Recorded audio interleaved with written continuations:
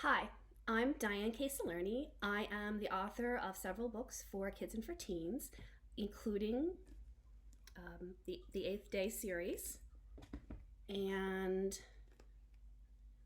The Caged Graves. And most recently, my most recent book is Eleanor, Alice, and the Roosevelt Ghosts. Now, over the course of my career as a writer, I've had the opportunity to do a number of really interesting things for research. The Caged Graves actually started, the whole idea for it started because I was exploring an old cemetery in which there were two really strange graves covered in cages. And that spawned a lot of more research and eventually a mystery story. For the eighth day, I traveled to Mexico and I climbed a pyramid so that I could plan out the climactic scene of the novel. For Eleanor, Alice, and the Roosevelt Ghosts, I attended a ghost hunting class. It was offered by my local community college. The teacher was a gentleman who runs a paranormal investigation company in this area. And the class basically focused on EVPs, which stand for Electronic Voice Phenomenon. And what that means is EVPs are voices and sounds that turn up on a recording even though they weren't audible when the recording was made. So I go to this class and I start to learn about EVPs and how to collect them. It became apparent to me very quickly that I was the only skeptic in the room. I was taking the class for fun and for research and for ideas, but everybody else there was a real diehard believer in ghosts and paranormal. My stance on it is I would love to believe in ghosts. I really wish that I could wholeheartedly believe in the supernatural, but I never had any kind of experience. I'd never seen anything that would lead me to believe, or heard anything that would lead me to believe ghosts were real. So when we went to our very first ghost hunting, our field trip for the class, I was the only person there who was a newbie. Everybody else had done this kind of thing before. And that was clear because a lot of them came with really special recording equipment. I mean, I had my phone, and there were a couple other people in the class who just had their phone. But a lot of people had clearly spent a lot of money for some specialized equipment. So we go to this house that's supposedly haunted. It's in Elkton, Maryland. And it was dark. It was like late March, and it was cold.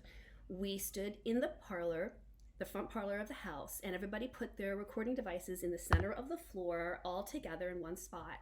And then we stood in this circle and asked questions of the thin air. Someone would ask a question like, "Can you tell us your name?"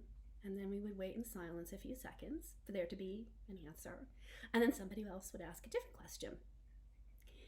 After a while, it got to start to feel really silly to me because we were all asking these bizarre questions randomly. Whoever felt like it would just ask something. And then we were like pretending that there were answers coming to us, but there weren't. There was nothing. We heard nothing. We saw nothing. We explored other rooms in the house. We did the same thing. And then we all went home. And I thought, well, that went about the way I thought it would. So when I got home that evening, I told my husband all about it. And I said, nothing happened or whatever. And he said goodnight to me. He went up to bed. And I decided I was going to stay up later. And I was going to listen to the recording because why not? I mean, I'd gone this far. I might as well go ahead and do it. So I put on my headphones and I played the recording. And I got to hear all those same random questions over again. I was starting to get a little bit bored and wondering if maybe I should just go to bed. When 9 minutes into the recording, I hear this. Do you have any secrets to tell us?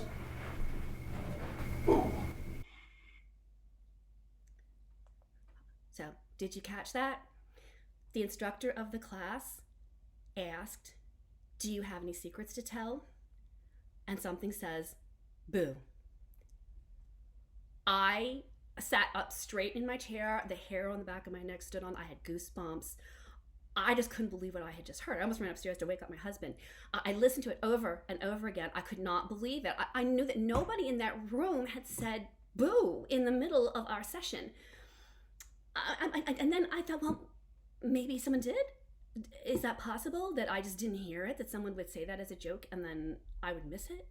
So I go back to class the next week and I share this recording and everybody gets so excited to hear it. And they're like, well, we didn't hear anything. And they all began to pull out their recordings of that same night. They found the spot on the tape. They found the place where Dean said, do you have any secrets to tell? And there was nothing on their recordings. This voice only appeared on my recording. The one skeptic in the room, the one person who needed to be convinced, I am the only person who got it. So, what can I tell you? First, I have no earthly explanation for why something on my recording says boo. And secondly, whatever it was that said boo on my recording has a sense of humor, because that was kind of a funny answer to that question. So, as far as I can tell, I have the recording of a ghost. Does that make me not a skeptic anymore? I guess not. I guess I am not completely a skeptic anymore. There is at least something out there with an interesting sense of humor messing around with us. So anyway, I hope you enjoyed That's My Little Ghost Story. And if you liked it, you might want to check out Eleanor, Alice, and the Roosevelt Ghosts. This is about Eleanor Roosevelt when she was 13 years old, and her cousin Alice Roosevelt, who they did a little ghost hunting of their own when a mysterious ghost erupts in the house of their aunt. And although the ghost is originally assumed to be friendly and harmless, they begin to suspect that that is not the case and that their aunt might be in danger. So,